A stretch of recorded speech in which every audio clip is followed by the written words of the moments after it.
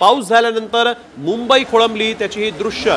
भांडूप जवळ रेल्वे ट्रॅकवर पाणी, मुंबईतले रस्ते जाम झालेले आहेत। सामान्य मुंबईकरांचा, कर देणाऱ्या मुंबईकरांचा काय दोष असा सवाल या ठिकाणी मुंबईकरांनी विचारलेला आहे। घरी जाणारा हा चाकारमानी आज मात्र मोठ्या अडचणीत आहे। आज रेल्वे रुळावर, रेल्वेच्या ट्रॅकवर किंवा आपण बघतोय की रेल्वे स्टेशन्सवर हा चाकारमानी अडकून पडलेला आहे। तर मुंबईतल्या रस्त्यांवर लागलेल्या या ट्रॅफिक जाममध्ये हा चाकारमानी सध्या अडकून पडलेला आहे। यावेळेची एक सगळ्यात मोठी आणि महत्त्वाची बातमी, मुंबई सध्या खोळंबलेली आहे। धावणारी मुंबई आज मात्र शांत आहे, आज मात्र स्तब्ध झालेली आहे, आज मात्र खोळंबल्या अवस्थेत पाहायला मिळते।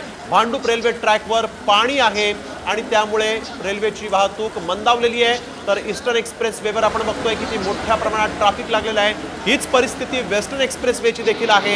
इथं देखील पावसाचं पाणी हे महामार्गावर आल्यामुळे वाहतूक मंदावलेली आहे। मोठ्या संख्येने आपण बघतोय की या सगळ्या पूर्व उपनगराला पावसानं झोडपून काढलं होतं। सकाळपासून पावसाचा जोर मोठ्या प्रमाणात होता, तरी देखील प्रशासनानं सतर्कता दाखवलेली नाही आणि त्यामुळे आता रेल्वे ट्रॅकवर पावसाचं पाणी आलेलं आहे। चौबाजूंनी रेल्वेमध्येच अडकलेले आहेत आणि या रेल्वेमध्ये चाकारमानी आहेत, महिला आहेत, मुलं आहेत आणि कामासाठी घराबाहेर पडलेला मुंबईकर अडकून पडलेला आहे। आता ते कधी घरी जातील, रेल्वे कधी सुरू होईल, हा एक प्रश्न सर्वसामान्य चाकारमान्यांना पडलेला आहे।